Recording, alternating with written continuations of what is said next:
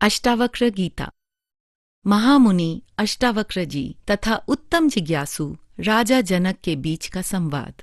वैभवपूर्ण मिथिला नगरी के महाराजाधिराज जनक के दिल में उठी ज्ञान की पिपासा। सच क्या है? भय से कैसे मुक्ति पाएं? ज्ञान क्या है? अष्टावक्र गीता, अद्वैत का वह चरम शास्त्र। परम पूज्य गुरुदेव श्री श्री रविशंकर जी के मुखारविंद से प्रवचन। एक ब्रह्मज्ञानी गुरु के मुख से ऐसे महान ग्रंथ के विश्लेषण का श्रवण मात्र हम स्नातकों के लिए परम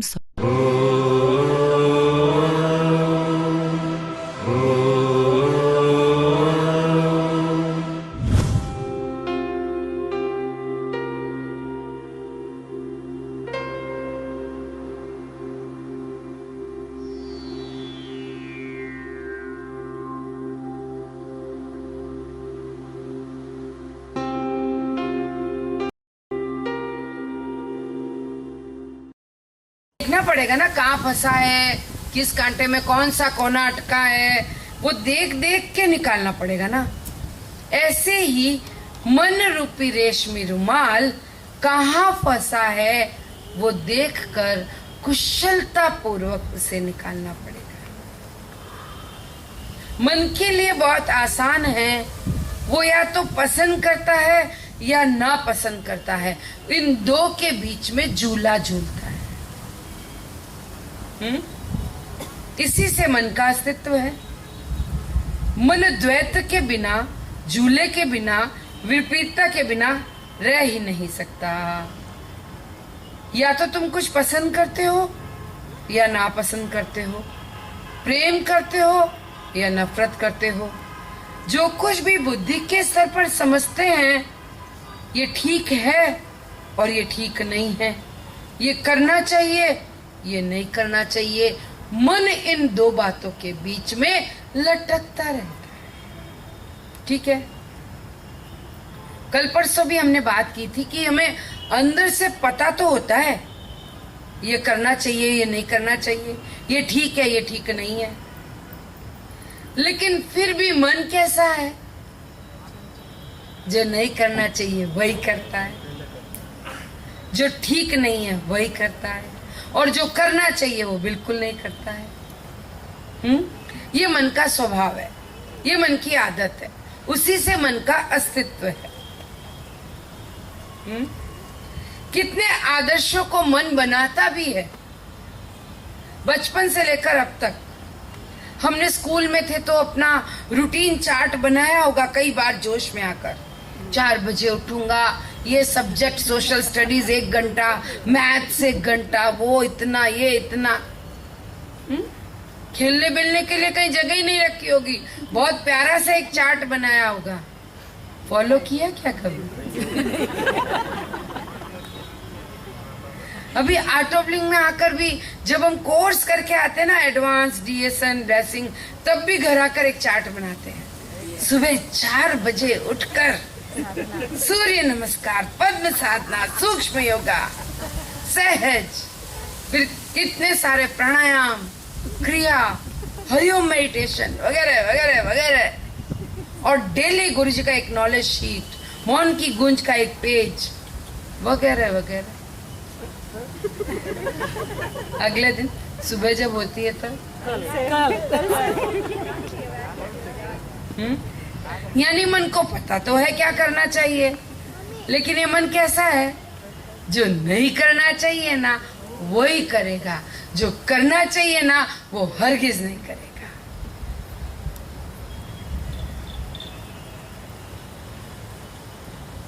आज इन्हें मुझ पर बड़ा विशेष प्रेम है।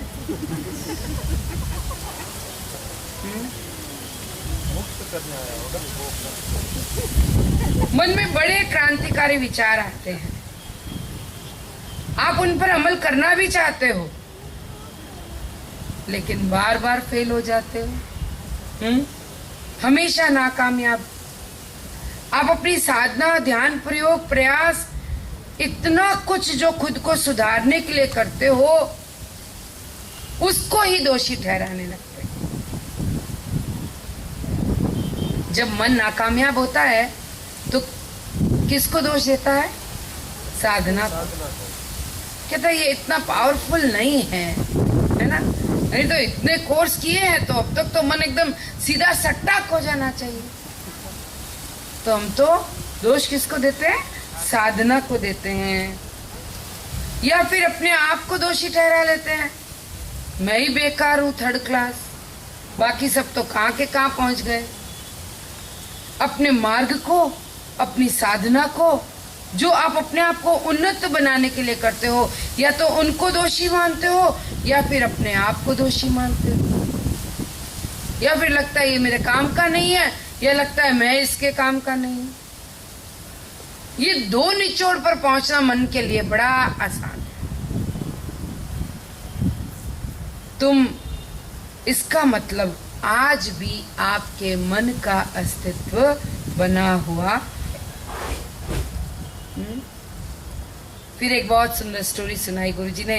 हमारे आर्ट ऑफ लिविंग की फेमस स्टोरी है, पर जितनी बार सुनाओ ना अच्छी लगती है। क्यों? काला बंदर। तो एक किसान था, सुने हुए सबके सुने हुए क्या हाथ का, किसके नहीं सुने हुए हाथ का? अच्छा, इतने लोगों के नहीं सुनी हुई है। ओके। एक बाहर एक गांव में एक किसान था, बड़ी अच्छे से मेहनत करता था, खेती करता था, खूब अच्छे से अपना काम करता था।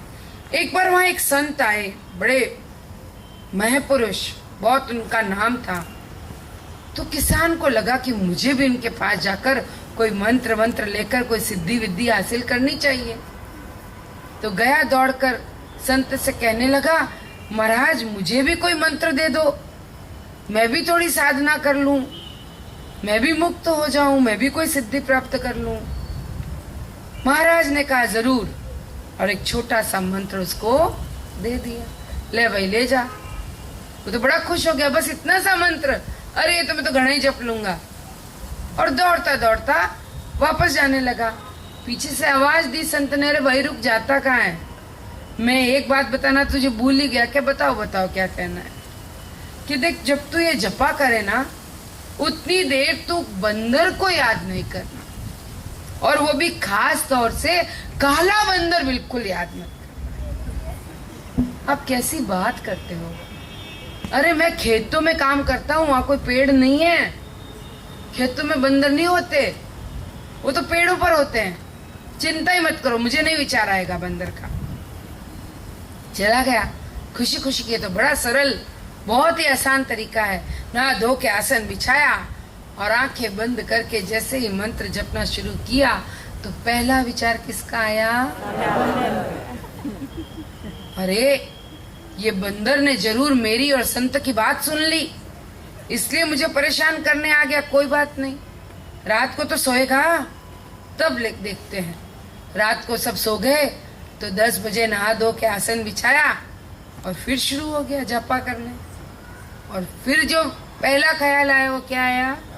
काला बंदर। अच्छा, कल सुबह जल्दी उठ के करूंगा। बेचारा समय बदलकर, आसन बदलकर, जगह बदलकर बहुत कोशिश कर ली, पर जैसे ही ध्यान में बैठे और काला बंदर। 1-2 दिन में तो ये हालत हो गई कि सोते, उठते, खाते, पीते, चलते फिरते कुछ भी नहीं दिखे, काला बंदर ही दिखे।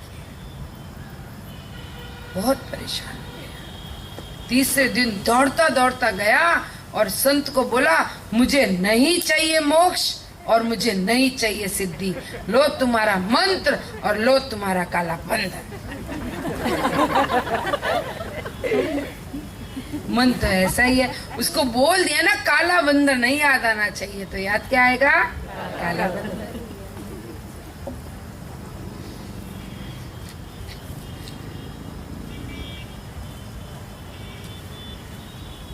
मन कुछ ऐसा ही है, और अष्टवक्र जी मन के स्वभाव को अच्छी तरह जानते थे।